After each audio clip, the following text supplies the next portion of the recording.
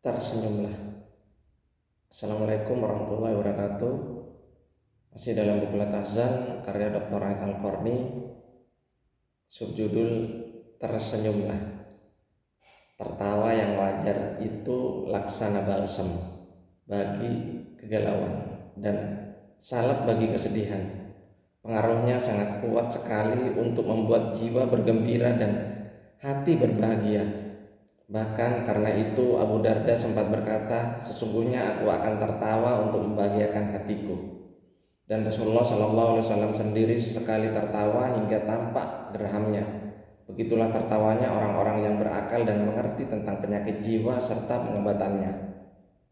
Tertawa merupakan puncak kegembiraan, titik tertinggi keceriaan dan ujung rasa sukacita. Namun yang demikian itu adalah tertawa yang tidak berlebihan sebagaimana dikatakan dalam pepatah. Janganlah engkau banyak tertawa, sebab banyak tertawa itu mematikan hati. Yakni tertawalah sewajarnya saja, sebagaimana dikatakan juga dalam pepatah yang berbunyi, senyummu di depan saudaramu adalah sedekah. Bahkan tertawalah sebagaimana Nabi Sulaiman ketika ia tertawa karena mendengar perkataan semut itu. Quran Surat An-Nahl ayat 19.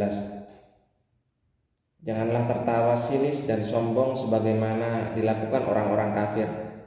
Tatkala dia datang kepada mereka dengan membawa mukjizat-mukjizat kami, dengan serta-merta mereka menertawakannya. Quran Surat Az-Zukhruf ayat 47. Dan salah satu nikmat Allah yang diberikan kepada penghuni surga adalah tertawa. Maka pada hari ini orang-orang yang beriman menertawakan orang-orang kafir. Quran Surat Al-Mutaffifin ayat 34. Orang Arab senang memuji orang yang murah senyum dan selalu tampak ceria. Menurut mereka perangai yang demikian itu merupakan pertanda kelapangan dada, kedermawanan sifat, kemurahan hati, kewibawaan perangai dan ketanggapan pikiran. Wajah nan berseri tanda suka memberi dan tentu bersuka cita saat dipinta. Dalam kitab Harim Zuhair bersair, kau melihatnya senantiasa gembira saat kau datang, seolah engkau memberinya apa yang engkau minta padanya. Pada dasarnya Islam sendiri dibangun atas dasar prinsip-prinsip keseimbangan dan kemoderatan, baik dalam hal akidah, ibadah, akhlak maupun tingkah laku. Maka dari itu Islam tak mengenal kemuraman yang menakutkan dan tertawa lepas yang tak beraturan. Akan tetapi sebaliknya Islam senantiasa mengajarkan kesungguhan yang penuh wibawa dan ringan langkah yang terarah. Abu Tamam mengatakan, demi jiwaku yang bapakku menembusnya untukku, ia laksana pagi yang diharapkan dan bintang yang dinantikan. Canda kadang menjadi serius, namun hidup tanpa canda jadi kering korontang.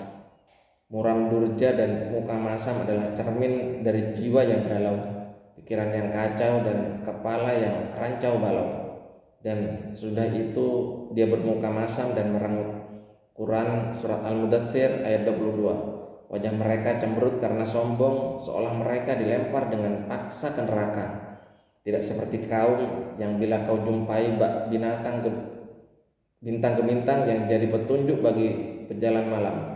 Sabda Rasulullah, meski engkau hanya menjumpai saudaramu dengan wajah berseri. Dalam Faidul Khotir, Ahmad Amin menjelaskan demikian. Orang yang murah tersenyum dalam menjalani hidup ini bukan saja orang yang paling mampu membahagiakan diri sendiri, tetapi juga orang yang paling mampu berbuat, orang yang paling sanggup memikul tanggung jawab, orang yang paling tangguh menghadapi kesulitan dan memecah persoalan, serta orang yang paling dapat menciptakan hal-hal yang bermanfaat bagi dirinya sendiri dan orang lain. Andai saja saya disuruh memilih antara harta yang banyak atau kedudukan yang tinggi, dengan jiwa yang tentram damai dan selalu tersenyum, pastilah aku memilih yang kedua. Sebab apa artinya harta yang banyak bila wajah selalu cemberut? Apa artinya kedudukan bila jiwa selalu cemas? Apa artinya semua yang ada di dunia ini bila perasaan selalu sedih seperti orang yang usai mengantar jenazah kekasihnya? Apa arti kecantikan seorang istri jika selalu cemberut dan hanya membuat rumah tangga menjadi neraka saja? Tentu saja seorang istri yang tidak terlalu cantik akan 1000 kali lebih baik jika dapat menjadikan rumah tangga senantiasa laksana surga yang menyejukkan setiap saat. Senyuman tak akan ada harganya bila tidak terbit dari hati yang tulus dan tabiat dasar seorang manusia.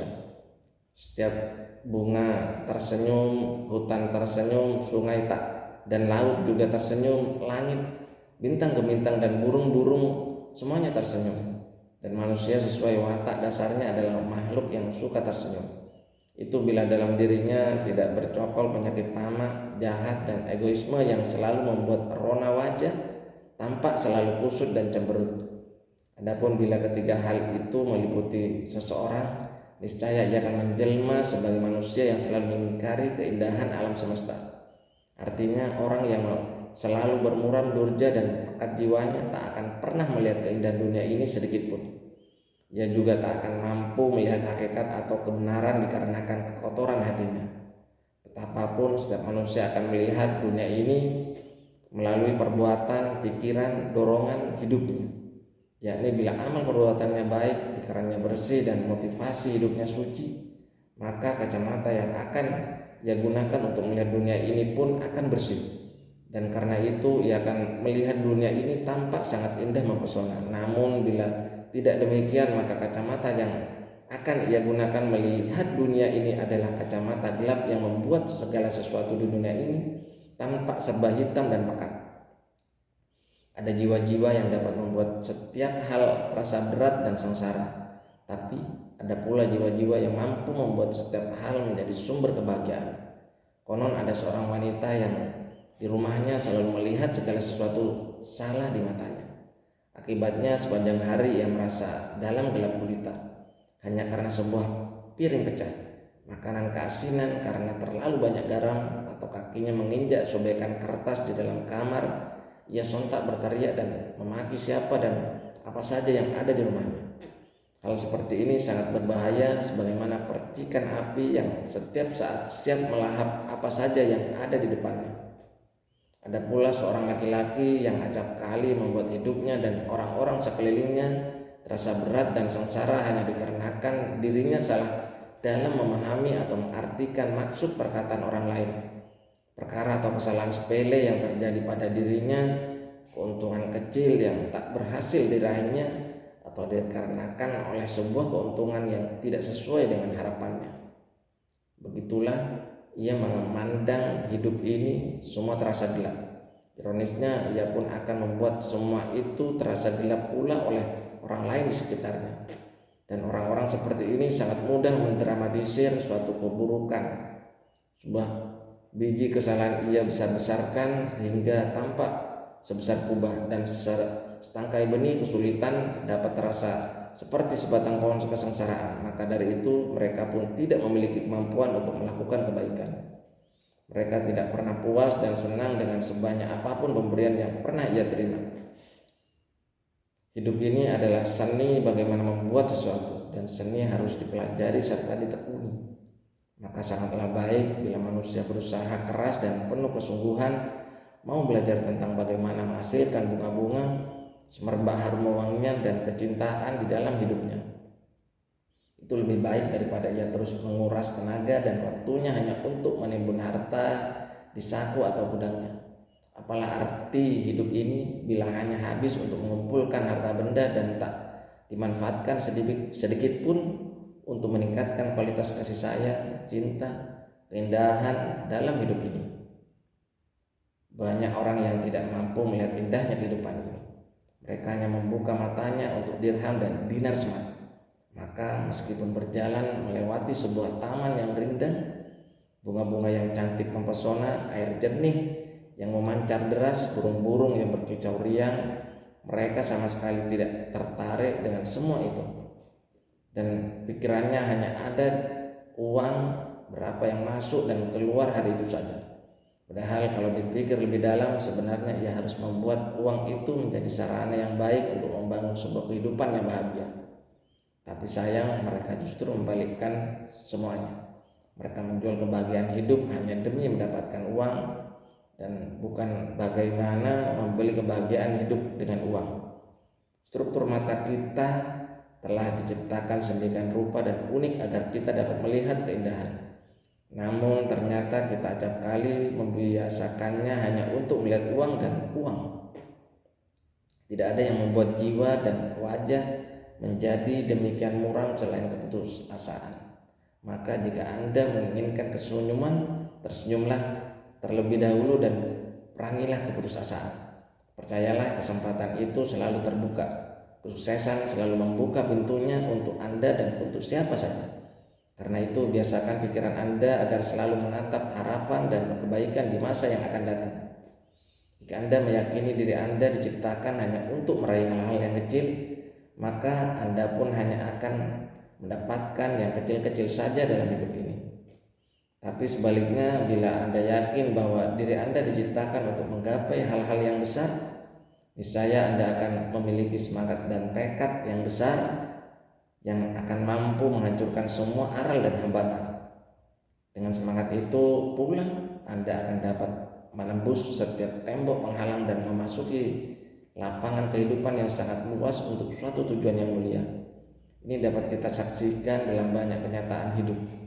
Barang siapa ikut lomba lari 100 meter misalnya, ia akan merasa capek tatkala telah menyelesaikannya. Lain halnya dengan seorang peserta lomba lari 400 meter, ia belum merasa capek tatkala sudah menempuh jarak 100 atau 200 meter. Begitulah adanya jiwa hanya akan memberikan kadar semangat sesuai dengan kadar atau tingkatan sesuatu yang akan dicapai seseorang. Maka pikirkan setiap tujuan Anda dan jangan lupa hendaklah tujuan Anda itu selalu yang tinggi dan sulit dicapai. Jangan pernah putus asa selama masih dapat mengayunkan kaki untuk menempuh langkah baru setiap harinya.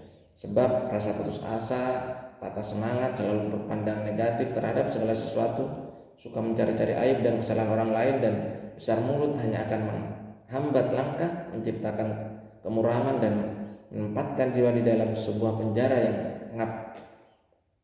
Penerimaan seseorang terhadap suatu hal tidaklah sama dengan penerimaannya terhadap seorang pendidik yang telah berjasa mengembangkan dan mengarahkan bakat alamiahnya, meluaskan cakrawala pemikirannya, menanamkan kebiasaan ramah dan murah hati dalam dirinya, mengajarkan kepadanya bahwa sebaik-baik tujuan hidup adalah berusaha menjadi sumber kebaikan bagi masyarakatnya sesuai dengan kemampuannya, mengarahkannya agar senantiasa menjadi matahari yang memancarkan cahaya, kasih sayang dan kebaikan, dan yang telah menuntunnya agar memiliki hati yang penuh dengan empati, kasih sayang, rasa perih kemanusiaan, serta merasa senang berbuat baik kepada siapa saja yang berhubungan dengannya.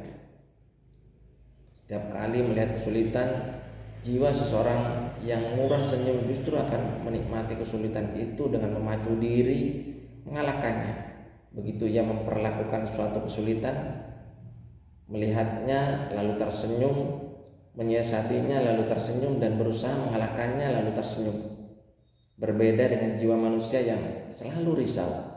Setiap kali menjumpai kesulitan, ia ingin segera meninggalkannya dan melihatnya sebagai sesuatu yang amat sangat besar dan memberatkan dirinya.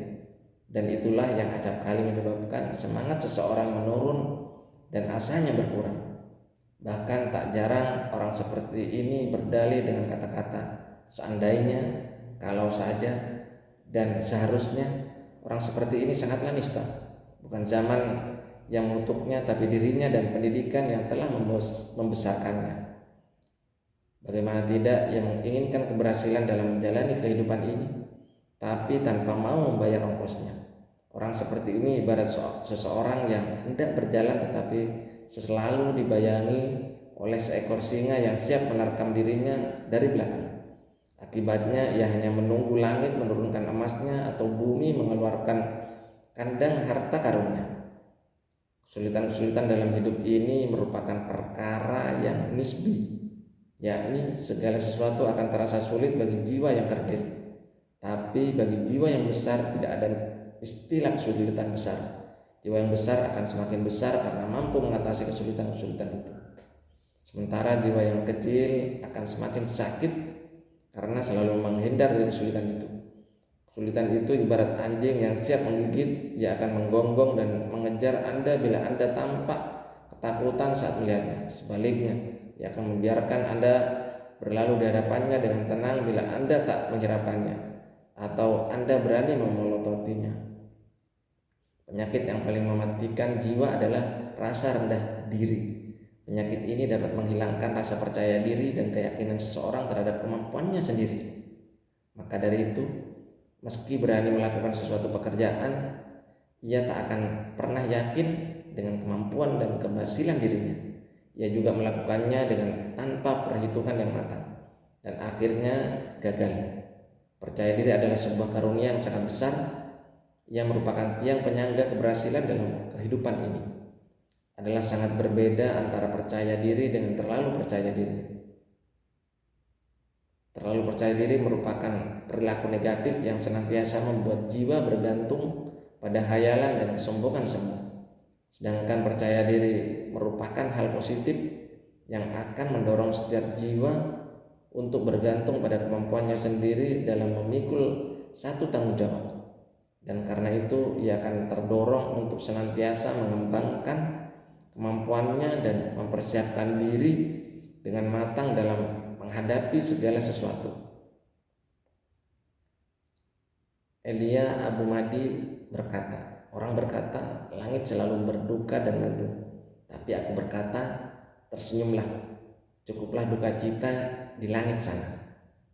Orang berkata, masa muda telah berlalu dariku, tapi aku berkata, tersenyumlah, bersedih menyesali masa muda takkan pernah mengembalikannya. Orang berkata, langitku yang ada di dalam jiwa telah membuatku merana dan berduka. Janji-janji telah mengkhianatiku ketika kalbu telah menguasainya. Bagaimana mungkin jiwaku sanggup mengembangkan senyum manisnya? Maka aku pun berkata, tersenyum dan berdendanglah. Kalau kau membandingkan semua umurmu kan habis untuk merasakan sakitnya. Orang berkata, perdagangan selalu penuh intrik dan penipuan. Ia laksana musafir yang akan mati karena terserang rasa haus. Tapi aku berkata, tersenyumlah, karena engkau akan mendapatkan penangkal dahagamu.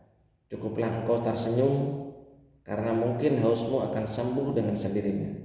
Maka mengapa kau harus bersedih dengan dosa dan kesusahan orang lain? Apalagi sampai engkau seolah-olah yang melakukan dosa dan kesalahan itu. Orang berkata, sekian hari raya telah tampak tanda-tandanya seakan memerintahkanku membeli pakaian dan boneka-boneka. Sedangkan aku punya kewajiban bagi teman-teman dan saudara, namun telapak tanganku tak memegang walau hanya 1 dirham saja. 1 dirham adanya. Kukatakan, tersenyumlah, cukuplah bagi dirimu karena Anda masih hidup dan engkau tidak kehilangan saudara-saudara dan kerabat yang kau cintai. Orang berkata, malam memberiku minuman alqomah, tersenyumlah walaupun kau makan buah alqomah. Mungkin saja orang lain yang melihatmu berdendang akan membuang semua kesedihan. Berdendanglah, apa kau kira dengan cemberut akan memperoleh dirham atau kau merugi karena menampakkan wajah berseri? Saudaraku, tak membahayakan bibirmu jika engkau mencium, juga tak membahayakan jika wajahmu tampak indah berseri. Tertawalah, sebab meteor-meteor langit juga tertawa, mendung tertawa, karenanya kami mencintai bintang-bintang. Orang berkata, wajah berseri tidak membuat dunia bahagia yang datang ke dunia dan pergi dengan gumpalan amarah. Kukatakan, tersenyumlah, selama antara kau dan kematian ada jarak sejengkal. Setelah itu engkau tidak akan pernah tersenyum. Sungguh kita sangat butuh pada senyuman, wajah yang selalu berseri, hati yang lapang, akhlak yang menawan, jiwa yang lembut, dan pembawaan yang tidak kasar. Sungguhnya Allah mewahyukan kepadaku agar kalian berendah hati, hingga tidak ada salah seorang di antaramu yang berlaku jahat pada yang lain, dan tidak ada salah seorang di antaramu yang membanggakan diri atas yang lain. Al-Hadis. Itu tadi kutipan dari buku Latahzan. Semoga bermanfaat. Wassalamualaikum warahmatullahi wabarakatuh.